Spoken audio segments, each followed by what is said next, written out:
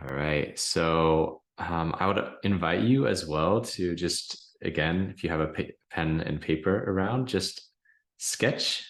I also love this idea of, just sketching experiences because just like learning arches, we also use arches. John Dewey, he's an amazing philosopher of the human experience of learning. He talks about that the human experience is like the flight of a bird. There's always a taking off and there's always a landing. So there's this sort of arch, you know, uh, you know, yeah, direction to how we experience the world. So I invite you just to sketch out the 5E model here. And I'll go also just explain it, of course, a little bit more because great. So just I invite you to just sketch it out. And then you can just sort of, you can think about an experience that you're creating, that's coming up, sort of a workshop. Could also be a birthday party, as I shared, or, something that it just needs to have a clear sort of start and end event. So you can just sort of take notes as I go. I'm just going to speak about my case, but you can think about how that applies to your case as we go through.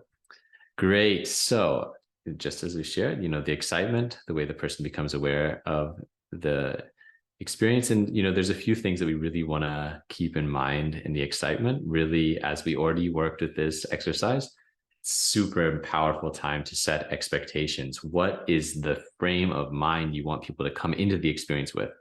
And there's this 90% rule, which Priya Parker, she's an amazing experience designer, has written a book called The Art of Gathering.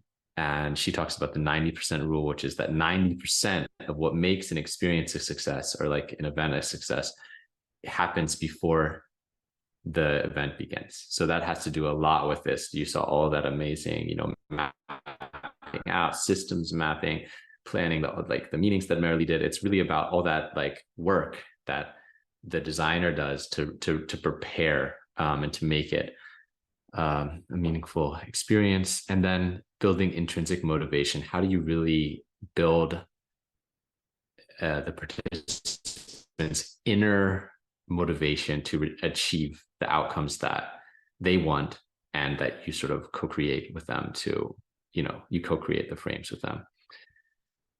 So yeah, 2 weeks before this training we had in Brazil, we gathered online. This is my co-facilitator, amazing Lais Gluck, introducing this like waves model where basically you're introducing discomfort as fuel for transformation. And then we had participants do exercises around this before we met up.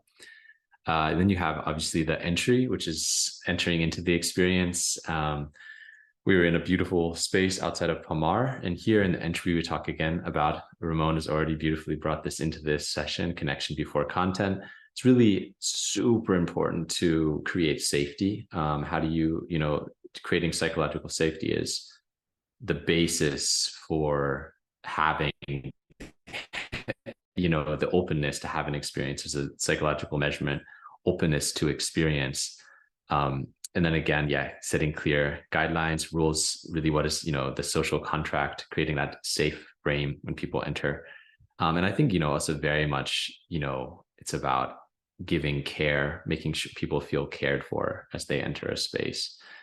So yeah, we had a really nice actual sort of mindfulness exercise in nature before the program began.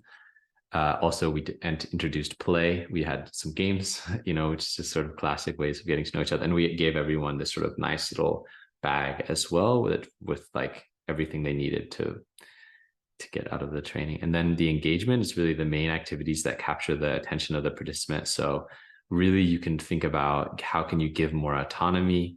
How do you create flow? How do you design for presence? I mean, if people aren't there in the event, they're not really like actually present, of course, hard to have an experience. How do you add a story arc or sort of a clear high point?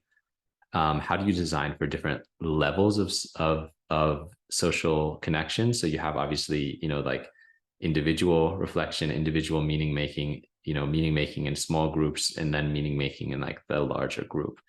And how can you also embrace that like discomfort can fuel transformation as well? So how can you not be afraid of, going into difficult topics, difficult emotions as well? So yeah, these are just some photos from the event we made. We worked with an amazing chef. So this is like in the morning of the second day where participants are the preparing sort of juices that were used in the dinner afterwards. We also worked with sort of a shaman, sort of a healer guy. So there's people preparing these sort of herbs as well. And we do a lot of embodied exercises, people sort of walking through the different head, heart, and hands perspective here.